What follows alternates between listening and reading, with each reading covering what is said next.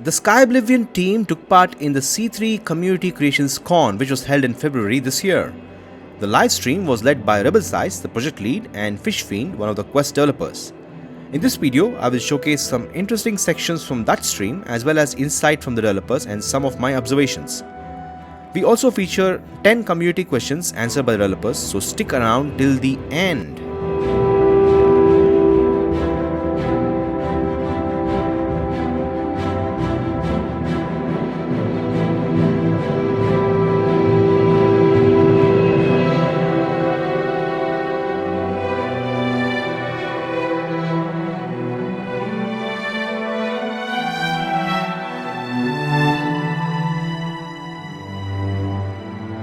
We are inside the city of Cheydinhal, one of Oblivion's most picturesque cities. The city's development work has apparently been completed recently.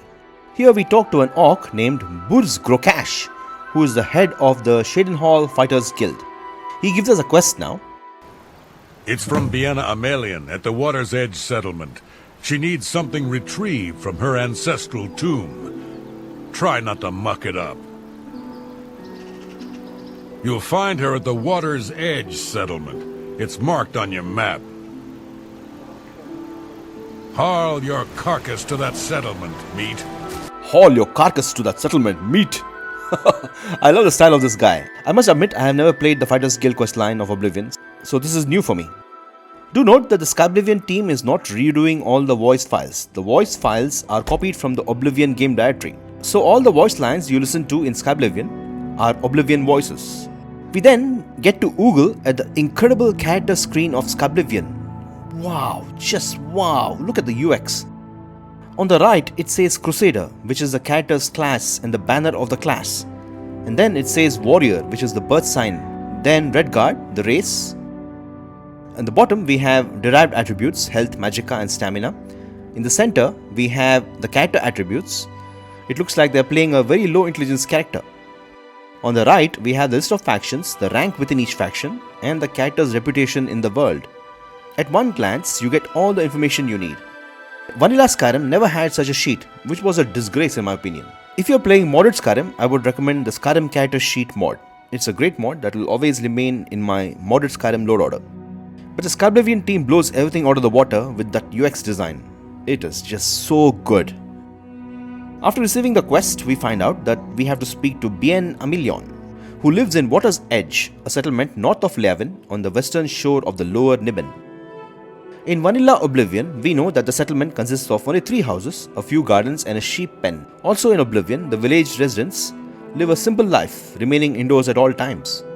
I wonder if the Skyblivion team has added AI packages for them so they get out. That would make things more immersive. Anyway, we don't get to see the town here as we immediately enter Amelion's home. Hello. You must be from the Fighters Guild. I'm glad you're here. I need your help to repay a debt. I'm afraid so. My father had a bit of an issue with gambling. I'm afraid he built up a rather large debt. Now that he's gone, the debt is mine. Gone, dragged from our house in the night. To pay the debt, I'd like to sell the sword and armor of my grandfather, or I might be next.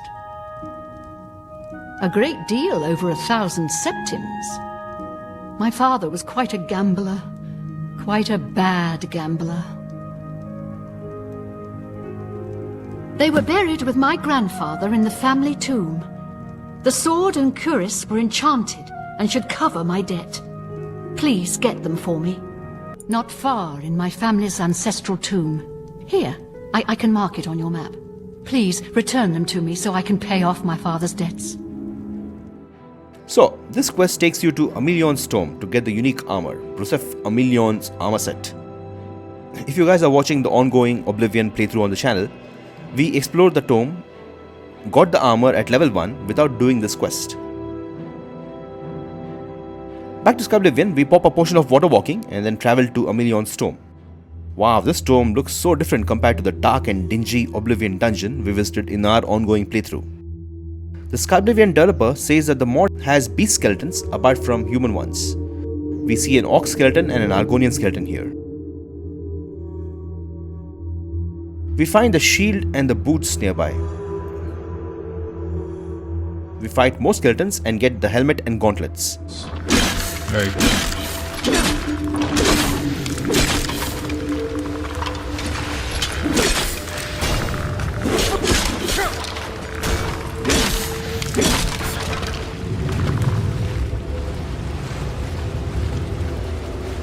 Lovely. Helmets.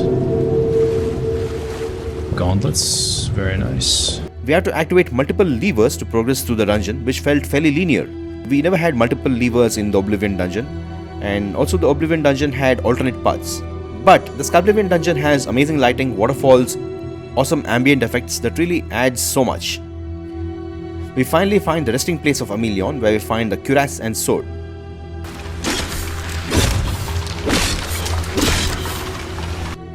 We then fight through waves and waves of skeleton, and then exit the cave and get back to water's edge. You can keep the sword and armor and pay Bien Amelion to help her with her debt, or hand over the items to her. A small little choice here. Oh, I thank you. This'll be enough to pay off my debtors. Please keep the sword and armor until I can pay you back. Thank you again. I'm so grateful. So once we leave Water's Edge, we get back to the Cheydinhal area. We arrive at the headquarters of the Knights of the Thorn, a building outside the west gate of Cheydinhal. The Knights of the Thorn are sworn to protect Cheydinhal from any threat, and you get to join them after completing a single quest in Oblivion. As we walk towards the city of Cheydinhal, we see huge wheat fields and sheep farms. We have a lumber yard which makes the area unique and distinct. As we enter Cheydinhal, we see a spectacular view of the city with a cathedral behind. A fantastic first impression. We then speak to Burz Grokash and finish the quest to advance through the ranks of the Fighters Guild. We see the updated rank in the character sheet. Very good. And then we get to marvel at the Brusef Amelion's armor in all its glory. So you have the Skyblivion version and the Oblivion version.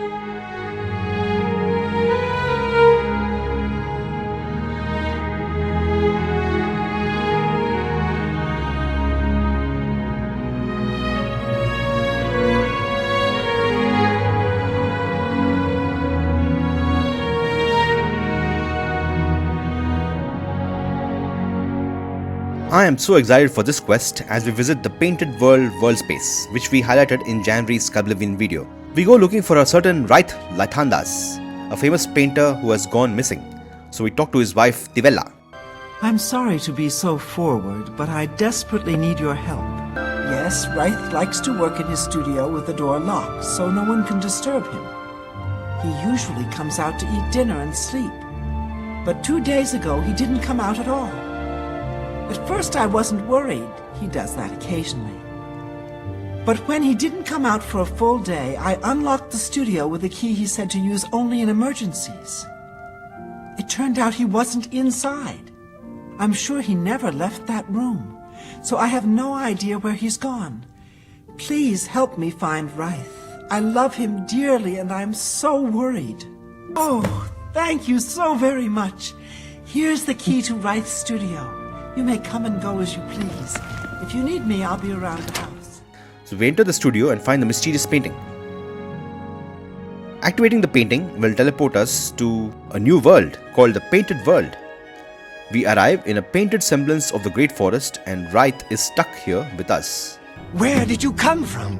You look real enough. You must be from the outside.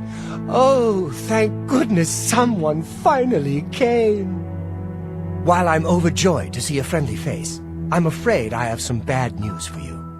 You're stuck here like I am. Sorry to break it to you like that, but if it wasn't for that annoying thief, we wouldn't be in this predicament. I was in my studio when a Bosmer wearing dark clothing accosted me. Before I could call for help, he knocked me unconscious. When I came to, I found that the door to my studio was still locked, and that the thief had snatched my paintbrush. That's when I saw it. There was something on the canvas of my painting that I hadn't put there. It looked somewhat like a troll, but it was badly done. Then it hit me. The Bosmer must have leapt into the painting, then painted guardians inside to protect himself using the brush of true paint. The trolls that the thief painted seem to have turned on their creator and killed him. He didn't know the brush had its risks. The creatures are now loose all over the forest, and in the clearing where I was still working. The brush is on the body of the Bosma thief there. I will not be able to help you. I am not a warrior. But take these bottles of turpentine. They might help. Do be careful. The world looks so strange. There are splotches of paint everywhere, the tree barks looks murky, the water looks oily and the ground looks painty. We use a special potion called turpentine which does 100 points of poison damage to the painted troll. We defeated multiple painted trolls and finally recovered the brush of true paint from the dead thief.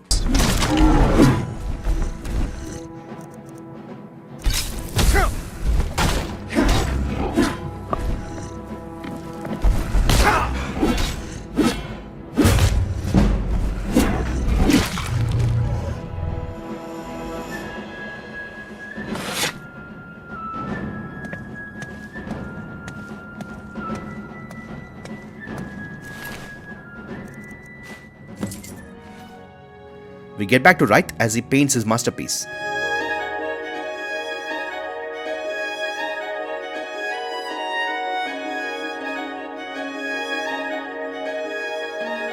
And that'll enable us to teleport back to Cheydinhal. Amazing. Wraith, oh my love, you're home safe. I was so afraid. If it wasn't for my friend here, you'd be right. Come, you must need food and rest. I will rest, but I must take care of our guest first. I don't know how to thank you. You have a good heart to help me get back home. I'll never forget what you've done for me. Here, please take this apron as a token of our friendship. It's not much, but perhaps it will help you in the future. All I ask in return is to keep the brush's existence secret. If word gets around that I have it, I'm afraid more than a lone cutpurse will visit me. What a cool little quest. The painted world of Skyblivion looks great. We get a unique apron which looks fantastic. It is one of the unique items in Skyblivion.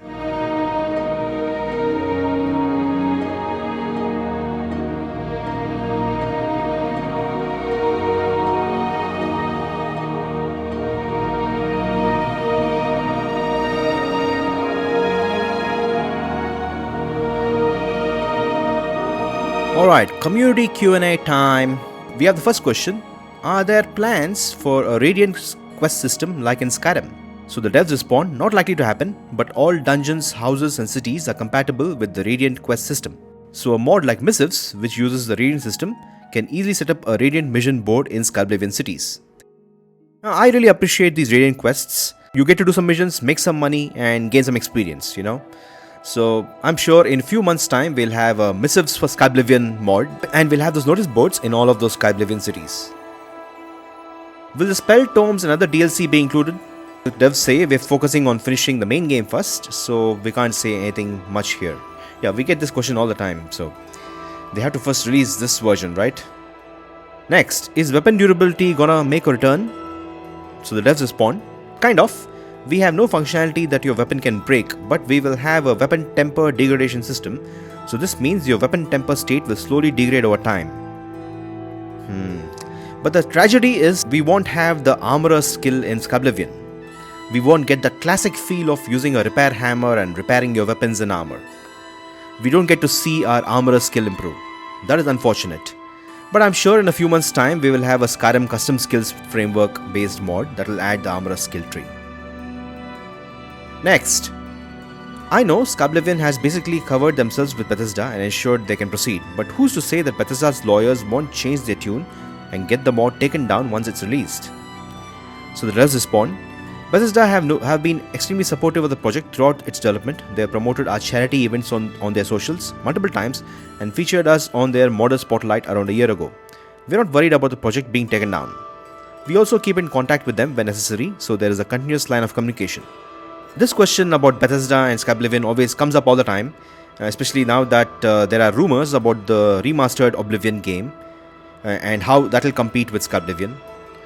But let's see, if the Oblivion Anniversary Edition will ever be launched this year. Bethesda has been awfully quiet about the remaster. So as we discussed in our previous video, both editions can coexist side by side. Next, will Skyblivion have more wildlife?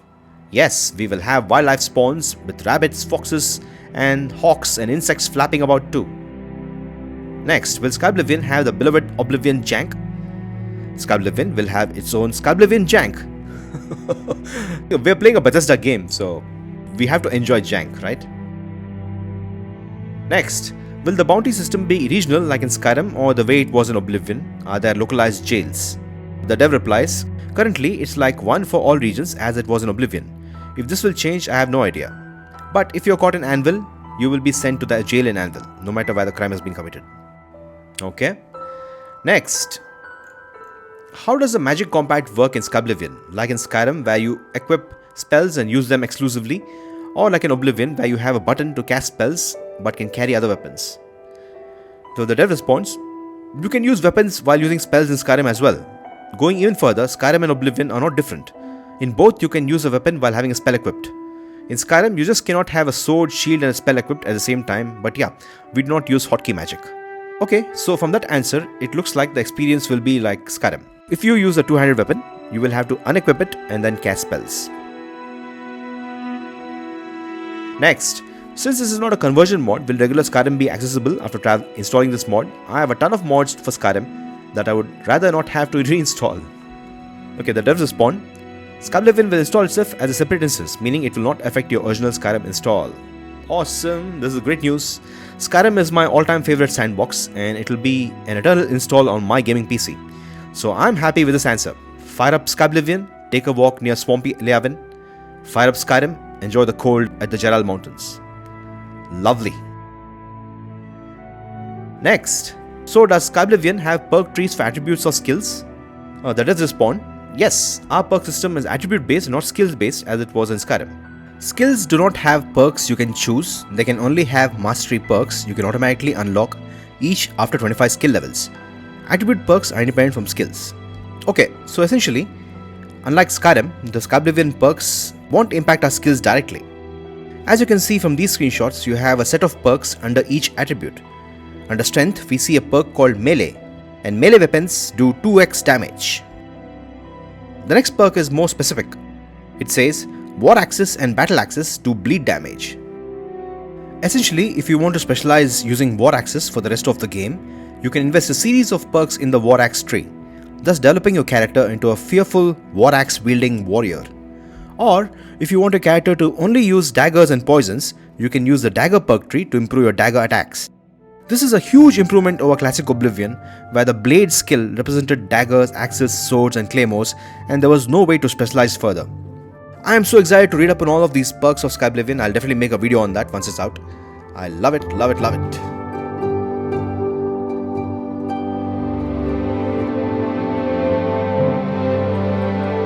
So with that, we come to the end of this month's Skyblivion update. Thanks again to the developers of Skyblivion for participating in the C3 Community Creations Con, which raises funds for a good cause.